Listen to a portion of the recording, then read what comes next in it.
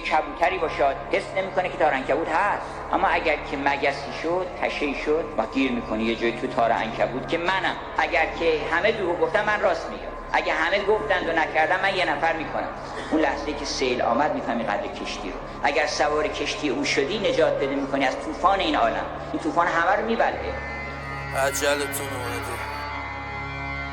یکی شیری خشنه اچالالا چاقم زیر گلتونه سرا والا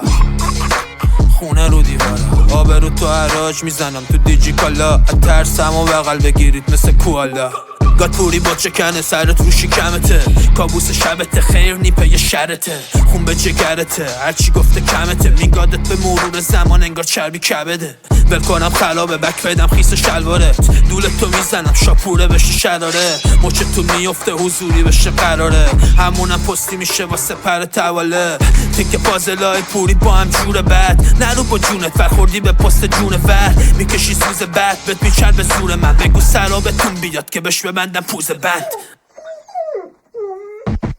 یکی فرق داره افتادی تو هچر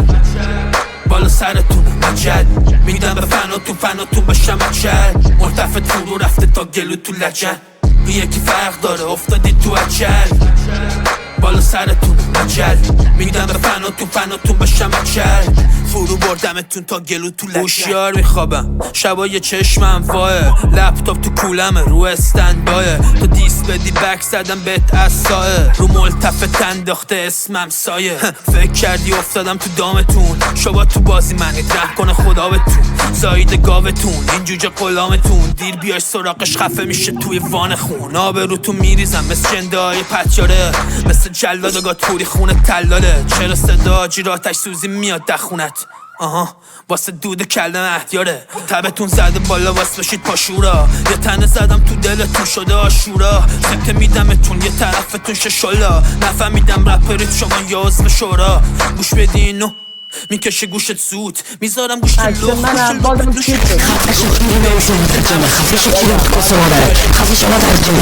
اون موش شبم پره نمی کنم شونه خالی چک میزنم سنگینه سکی والی پوستتون میندازم زیر پا به جاقالی یه جوری که نوه برات بخونه هلالی روز روشن زدم طول مثل کار داری بی خود بزرگتون کردن تبلای تو خالی فلانی که بیاد بد رشی زیر قرآن بگو بیاد بزرگترت نکن خایمالی